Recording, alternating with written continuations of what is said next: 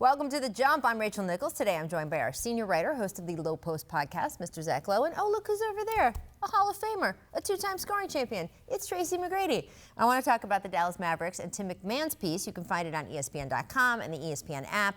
And it speaks about how Rick Carlisle had to take a step back as head coach.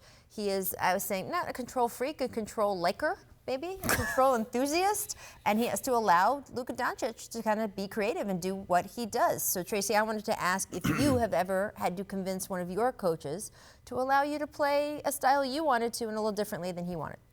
No, I never had to convince any of my coaches. I think there are times, my coaches had a lot of trust in me, so there were times where they wanted to run certain sets, and I kind of overruled them and what we wanted to run.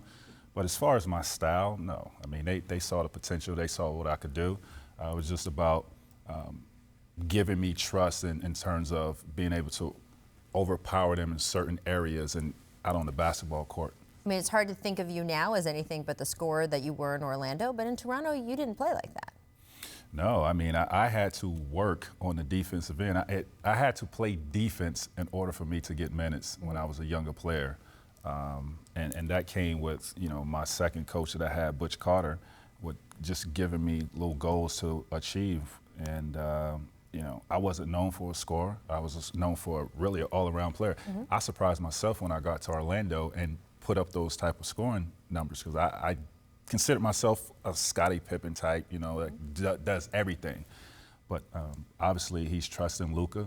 Sometimes you just got to let guys be who they are, right? Just like I'm sure Larry Brown let AI be who AI was. You can't hold those type of players back. They're very unique in what they bring to the table. Just let them go. And it's funny that we're talking about this because my youngest son is like that. Yeah. My 10-year-old. Like, I can't put him in a structured system because he won't flourish. Like, he's so much athletic than the other players and has a feel for the game.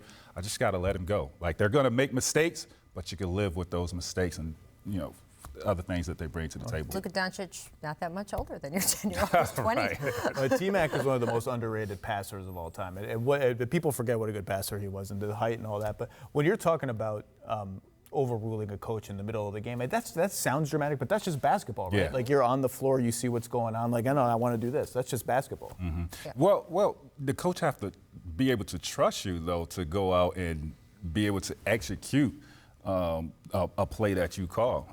Because he might have a different feel than what you have. I mean, you going through it, and he sees something totally different, but it's just all about trust. Yeah, well, Luka Doncic certainly showing he is worthy of that trust. Already in the MVP race, doesn't turn 21 until February. Amazing. Catch The Jump Monday through Friday, 3 o'clock Eastern on ESPN. We're on your ESPN app. We're on YouTube. Check it. Thanks for watching ESPN on YouTube. For more sports highlights and analysis, be sure to download the ESPN app. And for live streaming sports and premium content, subscribe to ESPN+.